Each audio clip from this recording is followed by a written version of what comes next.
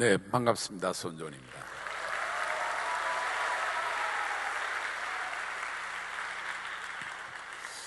네, 제가 여러분 앞에 참 설 자격이 좀 부족한 사람입니다. 그렇지만은 부산 사람으로서 특별히 부산에서 진행되는 이 사회의 갓플렉스에 남다른 애정을 가지고 섰습니다. 오늘 제가 여러분과 함께 나눌 주제는 청년의 때 여호와를 기억하라 하는 제목으로 진행해 보도록 하겠습니다.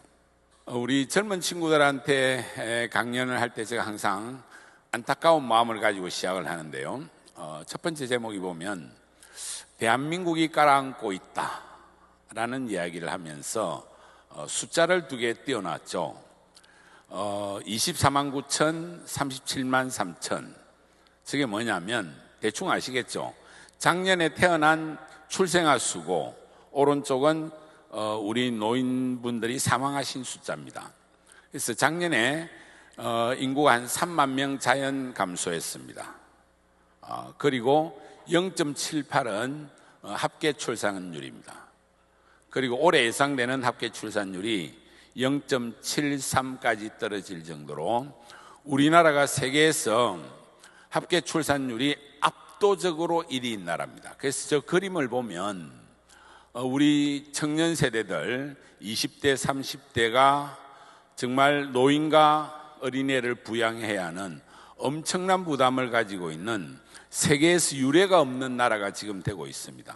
그래서 정말 앞에 목사님도 뭐 3포, 5포, 7포 세대 이런 이야기를 하면서 정말 우리나라 미래를 생각하면 대한민국이 가라앉을 거고, 지금 올해 예상되는 인구 감소가 한 6만 이상 될 거다. 벌써 며칠 전에 뉴스에도 나왔지만은 1월 달만 하더라도 만 명이 출생자 수에 비해서 사망자 수가 많을 정도로 심각한 상태가 되고 있습니다.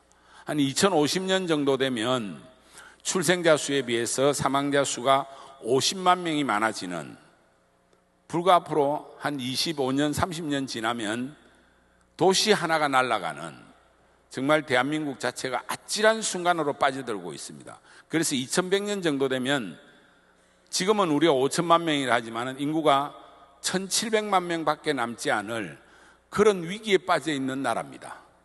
이런 나라 앞에서 청년의 미래를 이야기한다, 갓플렉스를 이야기한다는 게 참 말할 수 있을까 할 정도의 상황에 빠져 있습니다.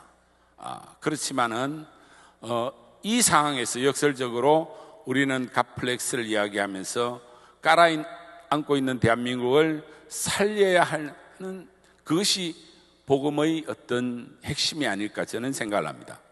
그래서 요즘 우리 20대들이 가장 많이 쓰고 있는 이야기가 이 말을 하고 있습니다. 지금까지 대한민국을 시청해 주셔서 감사합니다. 이 20대들이 하는 말이거든요. 이 말이 무슨 말입니까? 방송의 마지막 종영을 할 때 이 말을 하거든요. 지금까지 대한민국을 시청해 주셔서 감사합니다. 이 이야기는 미래가 없다는 이야기죠. 마지막 방송 때 이야기하는 거 아닙니까? 그죠? 그러면서 동시에 어떤 이야기를 하느냐 하면, 알바노, don't care. 내 알바가 아니다. 이제는 우리의 문제에 대해서 관심이 없다. 이럴 정도로 20대 MZ 세대들은 대한민국에 대해서 희망을 끊어버리는 절망적 상태에 빠지고 있습니다. 이 상황에서 한국 교회는 과연 복음인가? 한국 교회가 이 현실을 무시하고 있는, 우리들만의 찬양을 하고 있는 것은 과연 꼰대에 불과한 것이 아닌가 하는 그런 상황에 저 같은 엉터리 크리스찬이 나와서 과연 이 밤중에 이야기하는 것이 가당키나 한가 하는 생각을 가지면서 부족한 저 자신의 이야기를 지금부터 좀 할까 합니다. 그런데 결국 무슨 이야기를 할까 생각을 해보니까, 현재의 저 자신의 이야기를 하려고 하니까 결국은 나를 만든 것의 많은 부분은 결국은 중고등학교 시절, 청년 시절에 결국은 교회에서 고민하고 묵상하고 했던 그 교회의 생활, 그 말씀이 뿌리였다는 것을 고백하지 않을 수 없더라고요. 그래서 아마 여러분들은 저를 생각하면 뭐 손사탐, 사교육의 뭐 황제, 그죠? 좀 나쁘게 말하면 사교육의 개수, 총수, 뭐 이런 여러 가지 뭐 일타 강사 이런 생각을 하실 건데, 사실은 저의 삶에 전체적으로 관통하는 것은 10대 때 가졌던 이 부산에서의 저 나름대로 고민했던 제가 다녔던 교회가 동구에 있는 재건 부산교회인데요, 거기에서의 생활이 현재의 저를 만들었다는 이야기를 오늘 하고 싶은 겁니다. 그래서 그 이야기를 지금부터 좀 하겠습니다. 메가스터디의 어떤 뿌리, 손조연의 사교육 인생 하면 결론은 10대 후반의 재건신앙이라는 이야기를 하고 싶고요. 저기 보이는 저 그림이 제가 다녔던 교회에, 지금은 저 교회의 모습이 좀 달라졌습니다. 제가 다녔던 시절의 그 교회의 모습 그대로입니다. 저기가 제가 처음으로 자아를 찾았던 곳이고, 그리고 지금 생각을 해보면 78년 7월에 아마 그 청년 수양회 때 모습, 그리고 82년 1월은 대학교 1학년에서 2학년 넘어갈 때 해운대 교회에서 청년 수양회 하면서 심포지엄 발표를 하고 우리 교단을 신랄하게 비판을 하고, 그 뒤에 나중에 여수에서는 제가 우리 교단에서 제명까지 당했던 그런 기억이 있는데, 그런 과정에서 나름대로 제 리더십이 형성되었던 그런 기억이 있습니다. 그것이 현재 저희 메가스터디 그룹이 한 4,000명 정도 되는 직원과 강사를 이루고 있는 기업이 됐는데, 그 리더십이 저는 저기에서 나왔다고 생각을 하거든요. 근데 제가 메가스터디라는 기업을 만들어서 여기까지 오는 과정에서 종종 저 자신이 한번 생각을 해봅니다. 어쩌다가 내가 학원 강사가 됐고, 어쩌다가 기업을 만들게 됐을까? 그게 뿌리가 어디에 있을까? 결국은 가장 그 뿌리는 어릴 때부터 교회, 학교에서 배웠던 많은 것들이 그 뿌리인데, 어떤 가장 결정적인 단초가 어디에 있었을까 생각을 해보니까, 저는 고등학교 2학년 때 경험이 결정적인 단초였던 것 같아요. 그래서 어떤 사람의 삶에 어떤 강력한 계기가, 저는 대학 가서 공부하거나 또는 어떤 뭐 사업을 하거나 이러면 뭐 대학원의 비즈니스 스쿨을 하거나, 저는 그런 게 아니라고 생각합니다. 제가 오늘 오기 전에 어제 제가 창원과학고에서 강연을 하고 왔거든요. 그러면서 창원과학고 학생들한테 그런 이야기를 했습니다. 이거하고 비슷한 이야기를 했는데, 결국은 여러분들의 10대에서 가장 중요한 어떤 삶의 계기가 만들어질 거다 하면서 거기서도 이야기를 했는데, 저기에서는 볼펜 60자루와 커피 장사 이야기가 뭐냐면, 이건 유튜브에도 많이 나와 있는 이야기인데요. 제가 원래 고향은 어디냐면 경남 창원입니다. 창원인데 중학교 3학년 때 부산에 와서 이제 좀 더 큰 승부를 한번 걸어봐라, 이렇게 우리 아버지가 기회를 주셔가지고 부산으로 유학을 왔어요.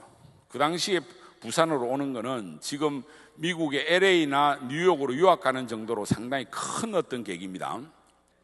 근데 큰 변화가 뭐가 있었냐면, 중3 정도 되니까 2차 성징이 일어나고 사춘기가 왔어요. 그러면서 내 눈에 보이는 거는 전부 여학생만 보이는 거예요. 이게 자연스러운 현상입니다. 그래서 급기야 제가 그 당시에 어땠냐면, 고등학교 2학년 여름방학 때 어떤 여학생을 너무너무 좋아해가지고 장문의 편지를 썼어요. 요즘 같으면 카톡을 딱 보내가지고 일자가 사라지냐 안 사라지냐 애들이 막 보고 있어요. 사라졌다, 10초 만에 답이 안 오면 까였다, 뭐 이렇게 하는데, 요즘은 그만큼 즉각적이죠. 근데 우리 때는 편지를 보내고 한 3주 안에 답이 안 오면 까이는 거예요. 근데 3주 안에 답이 왔어요. 답만 온 게 아니라 그 여학생이 장문의 편지와 함께 사진을 보내왔어. 와, 가슴이 터질 것 같았어. 그렇지만 저도 금방 답을 보내면 안 돼. 자존심이 있지. 그래서 한 2주 묵히고 또 편지를 보냈어요. 그렇게 편지를 주고받고 하다가 10월 말에 그 여학생을 토요일 날 빵집에서 만났어. 그 당시에 77년이거든요. 만나는 장소는 빵집이야. 그리고 단팥빵과 우유밖에 없어요. 그렇게 만났는데 내 인생에 가장 가슴이 터지는 순간이야. 2시간 반 동안 만났는데 너무너무 행복했어요. 정말 인생에 그렇게 행복한 순간은 처음 경험한 거야. 그런데 문제가 터졌어요. 무슨 문제겠어요? 공부가 안 되는 거죠. 집에 와서 책을 펴면 인연이 나타나. 아무리 공부를 해도 사진이 막 올라와. 야, 그날부터 한 이틀간 저는 완전 내 속에 두 존재가 갈등해. 나는 공부한다 고로 나는 존재한다는 나와 갑자기 나는 너를 좋아한다 고로 나는 존재한다. 이 두 존재의 갈등을 해결이 안 되는 거예요. 근데 제가 이틀 만에 멋지게 해결했어요. 아주 창의적으로 해결했어요. 어떻게 해결했냐? 나는 공부한다라는 나의 존재와 새로운 나는 너를 좋아한다 고로 나는 존재한다는 이 두 존재를 하나로 만들면 되겠다. 어떻게? 나는 공부한다는 것이 곧 너를 좋아한다는 것으로 만들면 되잖아요. 그렇죠? 나는 공부한다는 것이 곧 나는 너를 좋아한다. 그럼 어떻게 하면 돼? 공부를 열심히 하는 게 나는 너를 좋아하게 만들면 되잖아. 그래서 생각해낸 게, 순간적으로 생각해낸 게 모나미 153 볼펜을 하루에 한 자루 쓰자. 이것이 곧 내가 너를 좋아하는 것이다. 그렇게 생각한 거예요. 또라이인가? 그래서 하루에 볼펜 한 자루 썼어요. 볼펜 하루에 한 자루 쓰는 게 153 하루에 한 자루 쓰는데 얼마 걸리는 줄 압니까? 8시간 30분 동안 계속 써야 돼. 그렇게 어떻게 하려고 했냐면 이렇게 하루에 한 자루에 써가지고 제가 2달 뒤에 그 여학생을 다시 만나기로 했거든요. 크리스마스 이브 때 60자루의 빈 껍질을 선물을 주면 너무너무 감동할 줄 알았어. 이것도 또라이 같은 생각이야, 지금 생각해보면. 그래서 매일 8시간 30분 동안 하루에 한 자루 썼는데 이게 써집니까? 안 되죠. 한 일주일은 되는데 인간인지라 나중에는 안 되니까 어떻게 했냐? 한 30% 남으면 집에 가서 30분 돌리는 거예요. 이것도 창의적이라고 저는 생각해요. 무조건 하루에 하나 완성하는 거니까. 나중에는 안 되니까 50% 남으니까 어떻게 했어요? 그 당시에는 품질이 안 좋아가지고 쫙 뽑으면 뽑혀요. 심하고 이 끝부분이. 그래서 불어버렸어. 그래서 매일 한 자루씩 채워가지고 60자루를 완성했다니까요. 그래서 크리스마스 이브 때 그 여자친구를 만나가지고 2번째 만나니까 자연스럽더라고. 그래가지고 제가 한 5분간 이야기하고 내가 너를 위해서 60일간 준비한 선물이다 하면서 딱 내놨어. 저는 엄청 감동받을 줄 알았어요. 그런데 이 친구가 딱 하면서 그로부터 10분 만에 헤어졌어. 그게 끝이었어요. 근데 이 친구는 대어를 놓친 거야. 그죠? 근데 그게 저 인생을 통째로 바꿔놨어요. 그로부터 저는 그 절망감에서 헤어나기 위해서 공부고 뭐고 다 때려치운 거예요. 고2 겨울방학 2달 동안에 아무것도 못했어요. 되게 순수하죠? 그죠? 뭐 했는 줄 압니까? 고2 겨울방학 동안에 그 절망에서 헤어나기 위해서 선택한 길이 아주 독특한 길이었어요. 절망에서 헤어날 수 있는 게 우리 기독교인들한테 뭐가 있어요? 교회 가서 기도하는 거잖아요. 그래서 2달 동안 그 당시에 70년대에 가장 일반적인 게 뭐냐면 교회 부흥회가 엄청 많았어요. 부산, 창원, 진해, 마산 지역을 돌아다니면서 저 부흥회만 따라다녔어요. 이제 고등학교 2학년 겨울방학 때 그 절망감에서 헤어나기 위해서 이제 부흥회 따라다니다가 부흥회에서 앞에 찬양 리드하는 게 요즘 같이 이런 막 엄청난 악기를 동원하는 게 아니고 앞에서 그냥 박수치고 써놓은 가사 넘기고 하면서 리드하는 그 역할을 40대 집사님이 하다가 그분이 좀 바빠서 제가 하루 대신했다가 그분이 저 때문에 은퇴를 당했어요. 그러면서 내 속에 그런 대중을 휘어잡을 수 있는 힘이 있다는 걸 처음 알게 된 거죠. 그게 어쩌면 저를 강사로 만든 에너지의 출발점이었어요. 뭐 그것까지만 이야기할게요. 그러다가 커피 장사는 저거보다 10년 뒤에 하는데 그건 좀 이따가 말씀드릴게요. 뭐 그러다가 이제 제가 대학을 우물쭈물 하여튼 삼수까지 해가 서울대학교를 들어갔습니다. 들어가고 뭐 여러 가지 헤맨 게 많습니다. 헤맨 거 다 이야기하려면 좀 어렵고 하여튼 군에 갔다 와서 졸업하기 전에 제가 결혼부터 먼저 했거든요. 뭐 인생 살한 게 저는 파란만장합니다. 그래서 86년에 결혼했는데 87년 2월 24일 날 저희 집 사람이 돈 3만 원밖에 안 남았다 그러더라고요. 그래서 3만 원밖에 안 남은 걸 이제 말하면 어쩌냐 그러니까 지금 말한다고 해서 네가 뭐 딱히 답이 있냐고 학생 주제에 딱 까더라고요. 그래서 저 또 열받아가지고 알았다고 내가 돈 벌어오면 되잖아 이렇게 하고 문을 팍 차고 나갔는데 24일 날 하루 종일 돌아다니도 답이 안 보이더라고요. 근데 25일 날 그 다음날 제가 답을 찾았어요. 하루 만에. 그 찾은 답이 2월 26일이 답이었어요. 그 말이 무슨 말이냐면 매년 2월 26일 날 서울대학교가 졸업식을 하는 날입니다. 근데 그 당시만 하더라도 우리나라가 가난해가지고 대학에 실내 체육관이 있는 학교가 거의 없었어요. 한양대나 이런 학교, 배구부가 있는 학교 몇 개만 있고 서울대학교가 체육관이 없었어요. 서울대학교는 88 올림픽 때 탁구 경기한다고 처음 만들어졌고 그래서 운동장에서 졸업식을 했다니까. 그거 추운데. 그래서 내가 내일 서울대학교 졸업식장에 가서 커피 장사를 하면 대박 나겠다 생각을 해가지고 2월 25일 날 제가 집사람한테 3만 원 남은 것 중에 만 원만 주라. 장사 미천은 있어야 되니까. 그렇게 해서 2월 26일 날 제 생애 첫 창업을 한 게 저 커피 장사입니다. 그렇게 해서 2월 26일 날 서울대 졸업식장에 제 동생을 데리고 연대 1학년 입학하기로 돼 있는 동생을 데리고 현장에 나가서 커피 장사를 딱 했는데 가보니까 푸드트럭이 40대 와 있더라고. 게임이 끝난 거잖아요. 그죠? 그래서 동생이 그러더라고. 저는 뭐 들고 갔냐면 보온병 10개 하고 커피 믹스와 종이컵 왕창 들고 갔거든요. 형님, 게임 끝났습니다. 저 사람들은 프로판 가스하고 푸드트럭에 지금 이제 토스트 굽고 난리예요. 보기에 따라서는 게임이 끝났을 수도 있어요. 그런데 제가 동생한테 이렇게 했어요. 봐라, 잘 봐라. 저기 40대 푸드트럭은 장비를 다 갖추고 있지만은 특징이 고정된 장소에 있다. 그런데 운동장이 엄청 넓은데 지금 한 2만 명 정도 졸업식장에 와 있지만은 다들 추워가 오돌오돌 떨고 있는데 여기까지 안 온다. 그렇잖아요.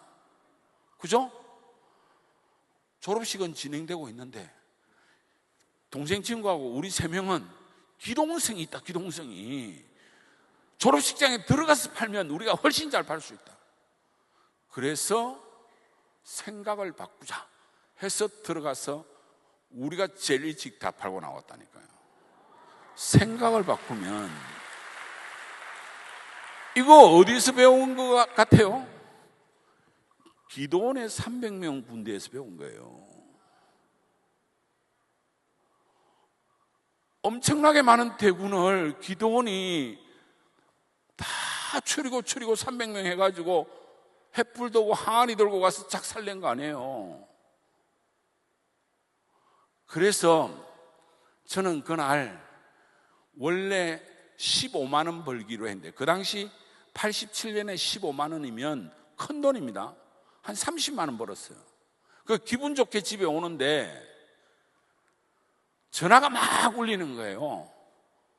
회식까지 했거든요. 저희 집사람까지. 1200만 원짜리 다세대 주택에 살고 있는데 다 끊어지더라고요. 근데 또 전화벨이 울려서 잽싸게 뛰어가서 문을 따고 딱 들어가니까 전화를 딱 받았어요. 하숙집 아줌마야. 받자마자 저한테 드립다 욕을 하더라고요. 어디 싸돌아다니다가 이제 오냐고. 그게 무슨 말이냐면, 그러면서 너 오늘 서울대학교에서 커피 노점상 했다며? 딱 그래. 왜 그 이야기를 제가 듣게 됐냐면, 그날 커피를 팔 때 하숙집 선후배 동료들도 만나고 대학 동기들도 만나고 그랬을 거 아니에요. 그런데 하나같이 커피를 팔 때 뭐라고 이야기했냐면, 어쩌다가 손주원 커피 장사까지 하게 됐냐. 왜? 서울대생이 서울대 현장에서 커피 장사할 거라고는 아무도 생각을 안 하죠. 그게 고정관념이에요. 근데 서울대생이 서울대에서 커피 장사할 수 있는 거예요. 근데 얘들이 졸업식 마치고 하숙집 가서 다 내 뒷담화를 깐 거예요. 야, 손주원 씨 어쩌다가 졸업식장에 와서 커피 장사까지 하게 되냐. 나는 되게 창의적이라고 생각을 했는데 얘들은 나를 망했다고 생각한 거예요. 똑같은 걸 얼마든지 다르게 볼 수 있어요. 그러면서 그 아주머니가 저한테 너 그렇게 어려우면 내한테 빨리 이야기했으면 과외라도 소개해 주지. 그래서 사실 2월 26일 날 밤에 올라오라는 걸 그 다음날 올라가서 87년 2월 27일 날 과외를 소개받고 바로 87년 3월 2일 날 제가 인생의 첫 과외를 하게 됩니다. 첫 과외를 하게 된 제자가 너무나 멋지고 훌륭한 제자였고, 그 제자가 제 인생의 기인이었고, 어쩌면 그 친구도 제가 그 친구의 기인이 된 겁니다. 그 친구한테 이야기한 유명한 창녀론 이야기가 있는데 이거는 길어서 그냥 생략하겠습니다. 유튜브에 많이 나와 있습니다.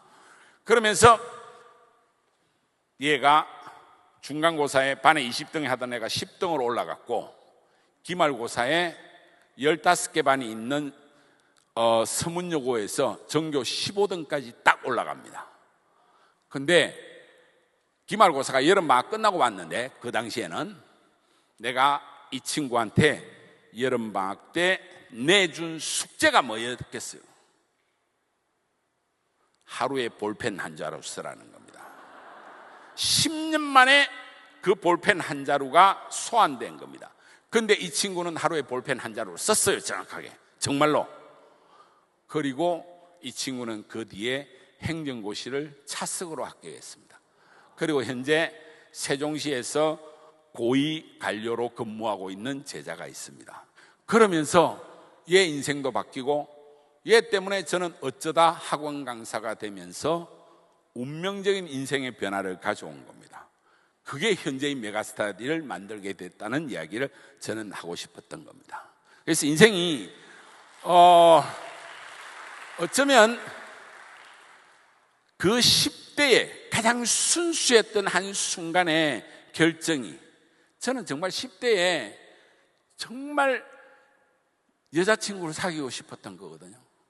그리고 10월 말 그 가슴 터지는 그 순간에 그 두 존재의 갈등을, 나는 공부한다 고로 나는 존재한다, 그리고 나는 너를 좋아한다 고로 나는 존재한다, 이 두 존재의 갈등을 가장 창의적으로 해결 지은 것이 볼펜 60자루였는데,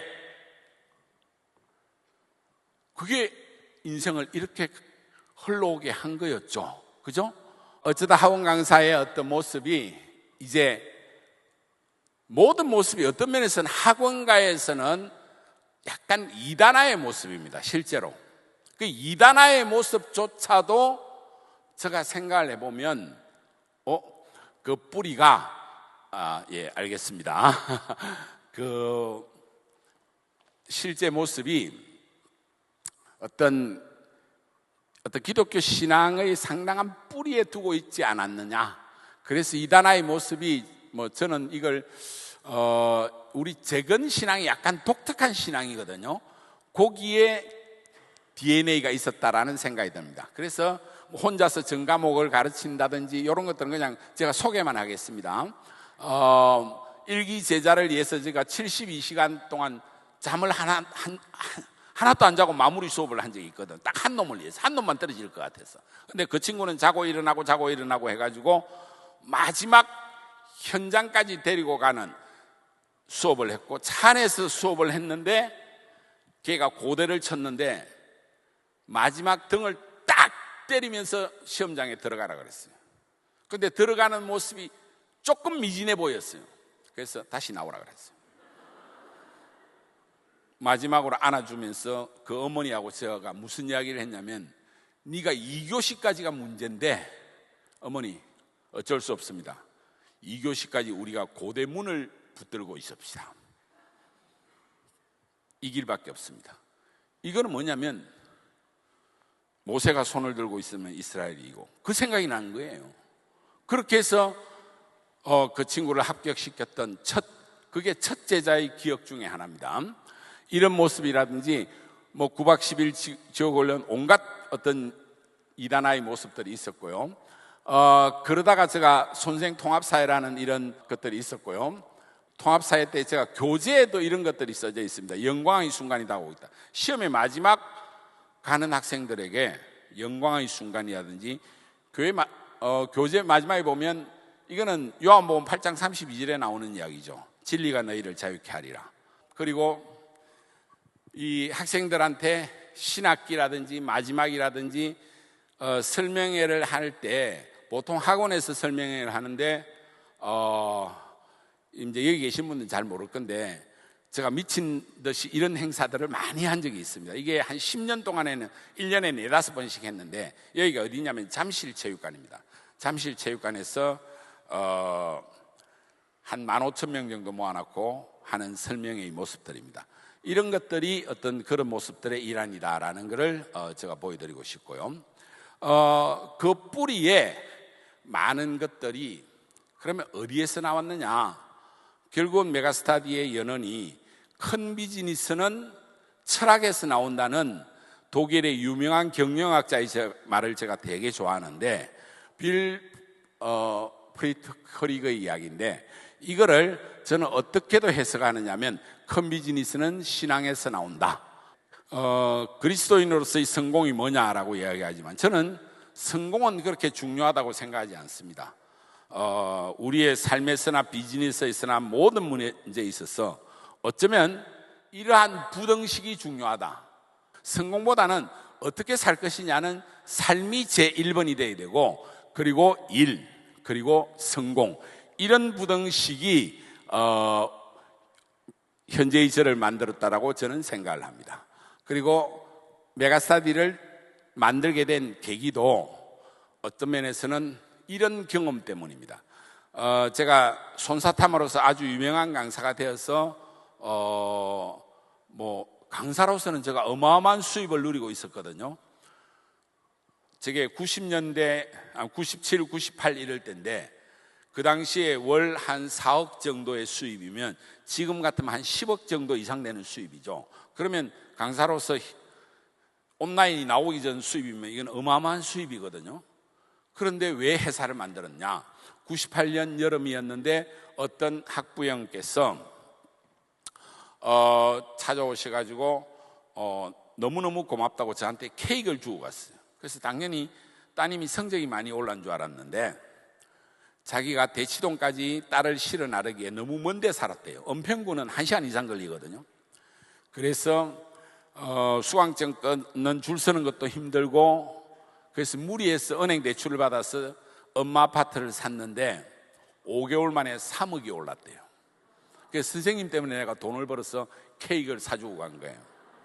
집에 가면서 생각을 해보니까 3억을 벌었는데 케이크밖에 안 사주냐 이런 생각도 들었지만은 한 대 강하게 맞은 것 같아요.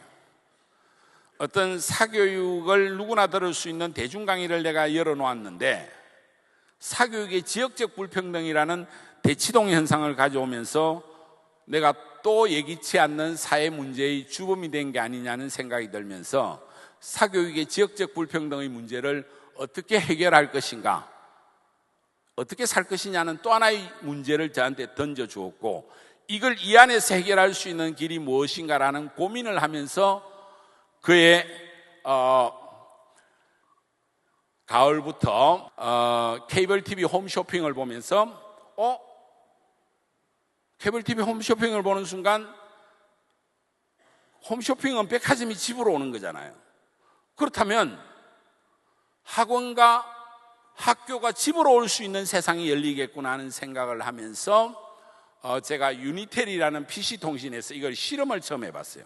그걸 통해서 충분히 현실적으로 가능하겠다는 생각을 해서 결국은 2000년에 제가 이 회사를 만들고 오피스텔에서 처음 시작했습니다. 그래서 첫 설명회를 하면서 만들었던 게 2000년 7월 12일 날 회사를 처음 만들고, 처음에는 이런 옥탑방 같은 조그마한 데서 만들었습니다. 그래서 그때 첫 해 매출이 한 5.8억 정도 됐고, 이렇게 해서 한 20년 거쳐오는 사이에 저희가 한 10개 정도의 회사가 됐고, 현재는 직원과 강사를 합치면 한 4,000명 정도 되고, 매출은 1조가 조금 안 되는 한 9,500억 정도, 그리고 영업이익은 한 5천억 정도 되는 중견기업으로 성장이 됐습니다. 그 바탕이 큰 비즈니스는 철학에서 신앙에서 나온다라는 그 이야기를 오늘 제가 여러분들에게 하고 싶었던 겁니다. 그렇다면 그것의 가장 또한 근본적인 뿌리가 뭐냐라고 제가 말씀드리고 싶은 것은 바로 저희 할머니 이야기를 좀 드리고 싶습니다. 두 번째 이야기는 그리운 나의 할머니 최무선에 대한 이야기를 좀 드리고 싶습니다. 자, 여기 두 분의 할머니가 보이거든요. 한번 맞춰보십시오. 저 두 분의 얼굴을 보고 누가 저희 할머니 같습니까? 왼쪽 분 같습니까? 아니면 오른쪽 분 같습니까? 오른쪽? 왼쪽? 예, 네, 답이 두 개가 나왔어.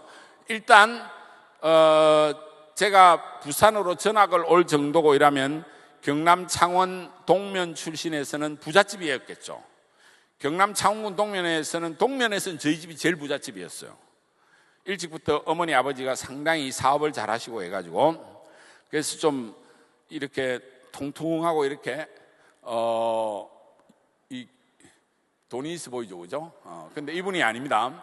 저희 할머니는 상당히 빈궁해 보이는 분인데, 왼쪽에 계시는 분이 저희 할머니고 오른쪽에 계시는 분은 저희 집에 일하시던 분입니다. 저희 집이 꽤 잘 살아서 평소에 한 3분 내지 4분 그 식모가 늘 계셨어요. 그럴 정도로 어릴 때 좀 잘 사는 집인데, 근데 그 잘 사는 집에 할머니가 왜 저렇게 얼굴이 이렇게 피골이 상접하셨느냐? 일주일에 평균 2, 3일은 항상 금식 기도를 하셨기 때문에 저희 할머니가 저렇게 피골이 상접하셨습니다.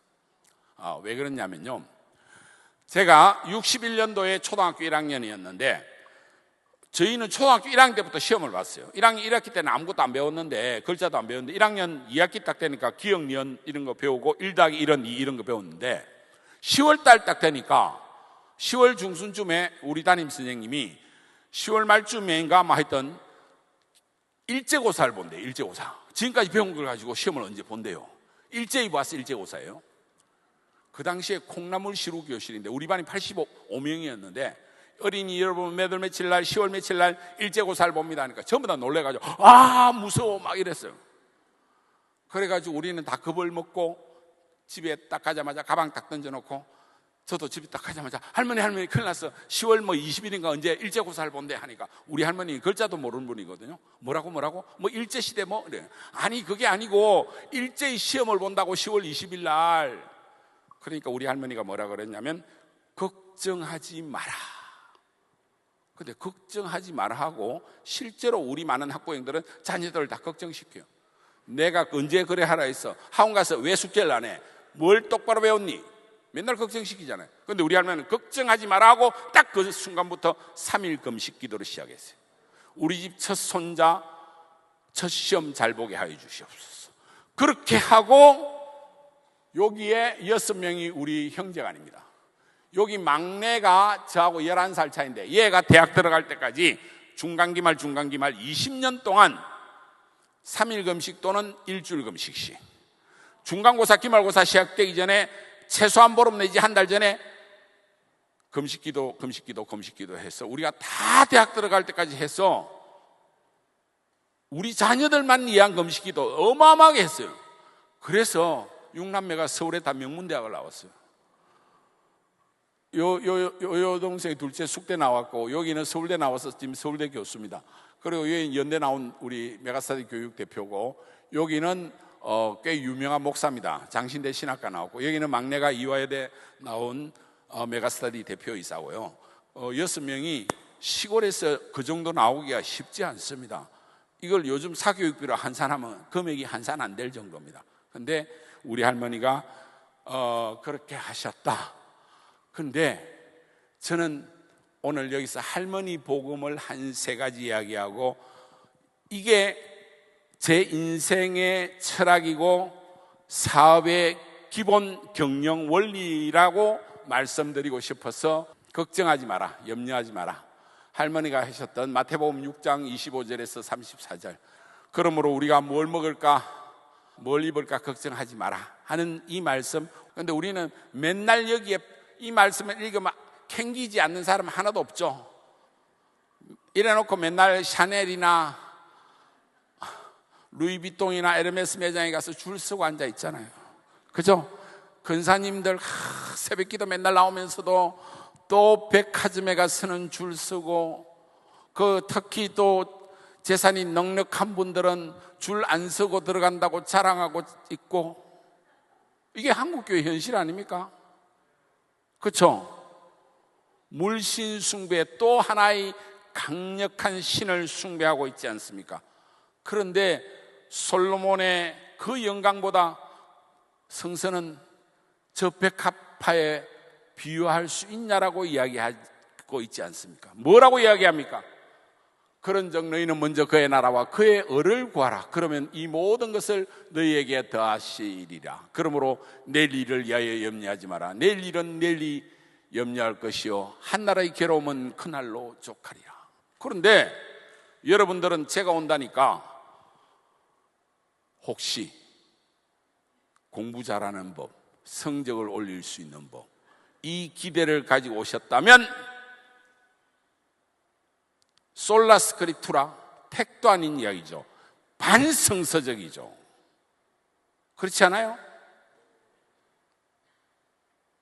손주원을 생각하고 성적을 올릴 수 있다고 생각하고 오늘 이 자리에 오셨다면 이건 철저히 반성서적입니다. 그렇게 하시면 안 됩니다. 걱정하지 마라. 자녀들의 대입에 대해서 걱정하는 것 자체가 저는 성서적이라고 생각하지 않습니다. 저는 우리 할머니처럼 걱정하지 마라. 그리고 금식기도 하시고 자녀들에게 나는 너를 믿는다, 이것 이상 이하도 없고 그것만이 말씀에 가장 적합한 길이라고 저는 믿습니다. 저는 항상 설명할 때 이렇게 이야기합니다. 그리고 저희 할머니에 대해서 제가 작년 중반에 이 정말 수없이 읽어봤던 이 산상수훈을 읽다가 우리 할머니를 진짜 알게 됐어요. 깜짝 놀랐어요. 마태복음 7장 12절, 구하라 그리하면 너희에게 주실 것이요 찾으라 그리하면 찾아낼 것이요 문을 두드려라 그리하면 너희에게 열릴 것이니 구하는 이마다 받을 것이요 찾는 이는 찾아낼 것이요 두드리는 이에게는 열릴 것이니라. 너희 중에 누가 아들이 떡을 달라 하는데 돌을 주며 생선을 달라 하는데 뱀을 줄 사람이 있겠느냐?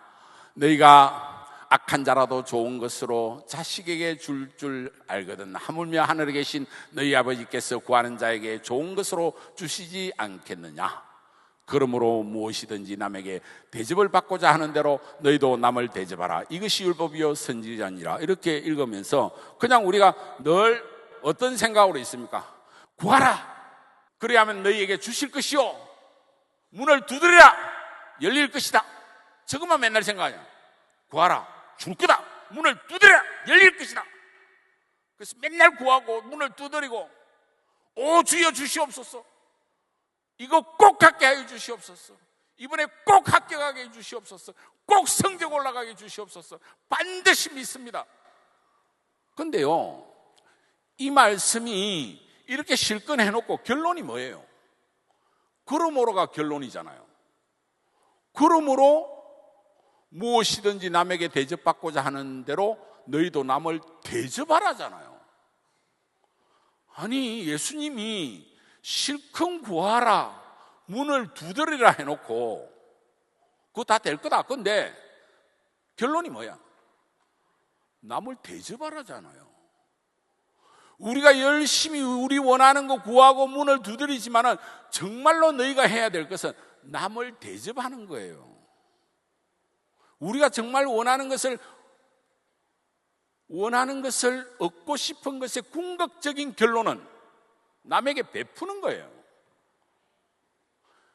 제가 우리 할머니가 저 피골이 상접한 얼굴을 돌아가시고 나서 한 20년 지나고 나서 알았어요. 우리 할머니가 실제로 평생 일주일에 2, 3일 금식 기도하고, 우리가 좋은 거 사다 드리도 안 드시고, 용돈 엄청 갖다 드리도 안 쓰시고, 맨날 넣어가 있다가 여기저기 구제하고 이러면서, 제가 지금도 시골 내려가면 그런 이야기를 많이 듣거든요. 너희 형제간들이 이만큼 잘 되고 다 너희 집안이 이런 거는 너희 할머니가 정말로 선행을 많이 했다. 우리 이 고장에서 너희 할머니로부터 도움 안 받은 사람은 하나도 없다. 실제로 우리 할머니가요, 평생 드시는 음식도 소위 토장국이라 그러잖아요. 그 경상도에서는 알죠. 된장국에 밥 간신히 말아가 조금 드시고, 고기 반찬 갖다 드려도 잘 안 드시고, 그렇게 소박한 음식만 드시고 왜 저렇게 사셨는가 했는데, 돈이 없는 분이 아니거든요. 그런데도 맨날 그 돈을 남에다 퍼다 주고 그러시더라고요. 그리고 가난하게 사셨는데,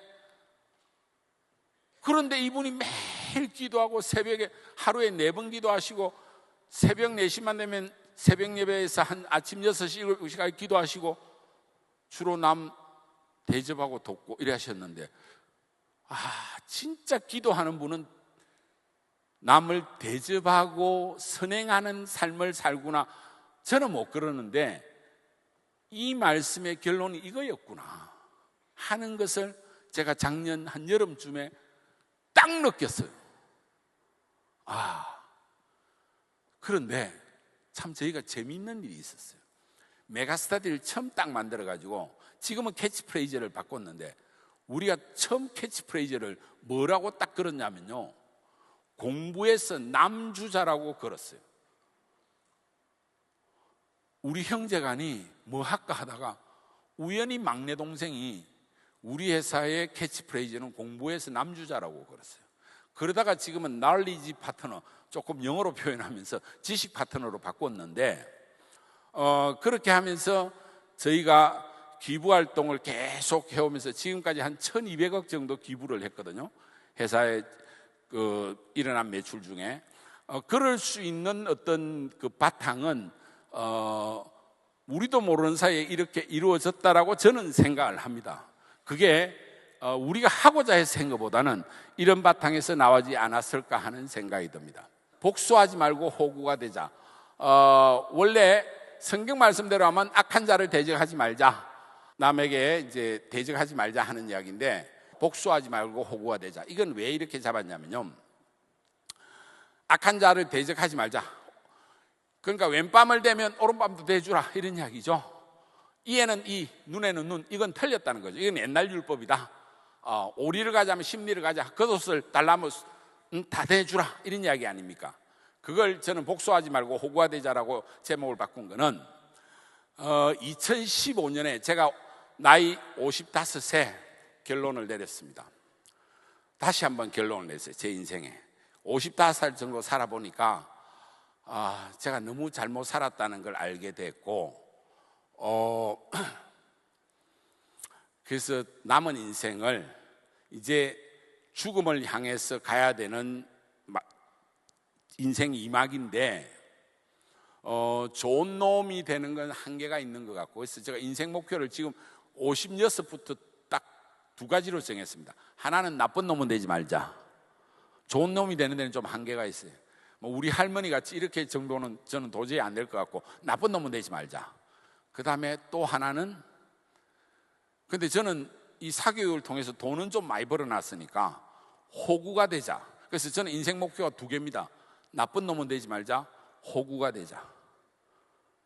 그래서 요 두 가지 목표인데, 근데 호구가 되자고 하면 아무나 막 찾아와서 뜯어갈까 싶어서, 그래서 제가 재단을 하나 만들었습니다. 윤민재단이라는 걸 만들었는데, 제가 앞에서 그냥 지나친 게 하나 있는데요, 제가 91년에 나이 31살 때 상당히 큰 어려움을 당했습니다.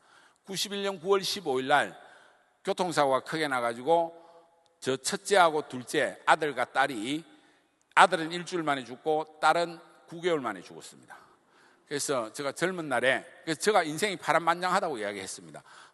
아들과 딸이 죽고 그 뒤에 다시 딸과 아들이 태어나서 뭐 결혼도 하고 지금 한 3주 뒤에 딸이 또 딸을 출산하는 곧 할아버지가 됩니다. 근데 그래서 56세 제가 윤민창의투자재단이라는 걸 만드는데, 그때 죽은 딸 이름이 윤민입니다. 윤민창의투자재단을 만들어서 이 재단은 이 청년 창업을 지원해주고 청소년 창업 교실을 지원해주는 제4제 300억을 출연해서 만든 재단입니다. 그래서 혹시 우리 청년들 중에, 대한민국 미래를 고민하는 청년들 중에 창업하고 스타트업에 관심 있는 친구들은 여기에 지원해 주시면 최대한 저희가 지원하고 도와주도록 노력하겠습니다. 여기 보면 클래스 101은 혹시 아시죠? 아시는 분 한번 손 들어보세요. 젊은 친구들은 많이 알 겁니다. 취미교육의 메가스타디 같은 기업인데요, 28번 창업에 실패한 29살 된 공대선이라는 젊은 친구가 창업한 29번째 창업한 회사입니다. 그런데 이 회사는 지금 아주 잘 나갑니다. 기업 가치가 작년에 한 3천억 평가됐고, 이 친구 스스로는 뭐 1조 원 가치 정도까지 될 거라고 이야기하는 아주 유망한 회사입니다. 그리고 여기는 일부러 제가 부산 기업을 하나 올려놨습니다. 부산에서도 많이 저희한테 어플라이를 합니다. 애들이 놀러 가고 싶을 때 거기에 대해서 각종 사이트라든지 이런 정보를 제공해 주는 회원이 한 70만 명 정도 되고요, 그리고 그 앱은 한 100만 명 정도 이야기하는 부산의 대표적인 스타트업 기업입니다. 아주 신실한 친구고요, 36살에 오세정이라는 유망한 부산을 가장 대표하는 스타트업 기업입니다. 이 애기야가자라는 기업이 있고요, 그 다음에 뉴빌리티라는, 이 친구는 정말 멋진 친구입니다. 나이가 25살밖에 안 된 친구인데, 요즘 간단하게 말하면 KT의 그 근거리 로봇 있죠, 디지콘가 뭐 광고하는 거, 그 로봇 만든 친구예요. 그래서 만으로 25밖에 안 되는 친구인데 어마어마한 꿈을 가지고 있습니다. 이 회사를 삼성이 2천억에 팔아라 했는데 팔지 않고, 이 친구는 세계 1등 로봇 회사를 만드는 꿈을 가지고 있는 친구인데, 이 친구가 대학교 1학년 때 저희 재단에 어플라이를 했던 친구입니다. 이렇게 대한민국이 깔아앉고 있는 듯 하지만은 이런 희망을 가지고 있는 멋진 친구들도 많이 있다라는 이야기를 제가 드리고 싶고요, 원더월이라는 것은 예술교육 플랫폼인데 이런 기업들도 있다라는 이야기를 하고 싶습니다. 이런 기업에 저희가 공익재단이기 때문에 저희가 이익을 보고 하는 것이 아니라 저희 재단 재산 300억을 가지고 투자를 하고, 저희가 지금까지 한 100개 정도 기업에 투자를 했는데 대부분 다 2, 3년 안에 망합니다. 그렇지만은 이렇게 성공한 기업들은 다시 돌아오고 해서 선순환되는 형태의 중소벤처기업부 소속의 공익재단의 형태를 지니고 있습니다. 자, 이런 걸 할 수 있었던 것은 우리 할머니의 삶의 그 말씀 하나가 어쩌면 이런 걸 만들어 놨다라고 생각하고 이것들이 이 재단을 넘어서 한국 사회의 어떤 큰 빛으로 커나가지 않을까 하는 그런 생각을 저는 하고 있습니다. 청년의 때 여호와를 기억하라. 청년의 때 달리 말하면 창조주를 기억하라고 말씀드리고 싶습니다. 로마서 7장 제가 항상 제 마음에 늘 와닿고 새기고 있으면서 또 저 한계가 저 말씀에 놓여 있는데, 오라 나는 공고한 사람이로다. 이 사망의 몸에서 누가 나를 건져내라. 우리 주 예수 그리스도로 말미암아 하나님께 감사리로다. 그런즉 내 자신이 마음으로는 하나님의 법을, 육신으로는 죄의 법을 섬기노라. 제가 매일 저렇게 살고 있습니다. 솔직히 아마 우리 그리스도인이 처해져 있는 한계사항이 아닐까라고 생각합니다. 저 절망의 상태에 빠져 있는 우리 중년, 장년들, 저기에 이르기 전에 저는 우리 청년들이, 저는 젊을 때도 저 말씀을 늘 읽었고 청년들한테 늘 해주고 싶은 말은, 너는 청년의 때 너의 창조주를 기억하라. 곧 공고한 날이 이르기 전에 나는 아무 낙이 없다고 할 해가 가깝기 전에, 해와 빛과 달과 별들이 어둡기 전에, 비 뒤에 구름이 다시 일어나기 전에 그리하라. 이거 솔로몬이 말년에 한 이야기 아닙니까? 모든 영광을 누리고 헛되고 헛되니 모든 것이 헛되도다 라는 전도서 1장의 이야기를 하면서 마지막 12장에서 이야기를 하고 있지 않습니까? 그 이야기를, 모든 영광을 누리고 다 저 말을 한들 뭘 합니까? 사실 청년의 때에 여호와를 기억하는 것이 결국은 인생의 진리라고 전도자는 이야기하고 있습니다. 우리 청년들이 알바노라고 이야기하고, 대한민국을 지금까지 시청해 주셔서 감사합니다라고 말하는 이 절망의 시대에 청년의 때에 너의 창조주를 기억하라 라는 이 말씀이 이 시대에 가장 필요하고 적합한 말씀이라고 생각합니다. 결국은 이것을 위해서 우리는 뭘 해야 됩니까? 매일매일 성경을 저는 읽는 것 외에는 답이 없다고 생각합니다. 그래서 여러분들에게 저는 성경을 찬찬히 1년에 한 번씩 천천히 일독하는 것이 가장 좋은 답일 거라는 말씀을 드리고, 저도 가능한 매년 이렇게 매일 조금씩 한 30분, 1시간씩 일독을 하려고 노력을 하고 있습니다. 우리 청년들에게 꼭 당부하고 싶습니다. 특히 부산의 청춘들에게 당부하고 싶습니다. 진정으로 갓플렉스 하시기를 바랍니다. 지금 대한민국이 가라앉고 있습니다. 어떤 청춘보다 우리 기독 청년들이 가장 뜨겁게 진정으로 서로 사랑하십시오. 오늘 밤 저는 행복했습니다. 그 순수하고 치열했던 부산 청년, 이 말에서 죄송합니다만 재금 부산교회 손전으로 돌아가 본 멋지고 행복한 시간 여행이었습니다. 이 사진이 기억나고요, 그때의 이런 모습들이 기억나고 부산의 멋진 야경이 기억납니다. 마지막으로 제가 여러분들에게 제 삶의 모습은 이러합니다. 저는 성공 이런 것보다는 몰입의 평화와 성취감이 나를 존재하게 합니다. 감사합니다.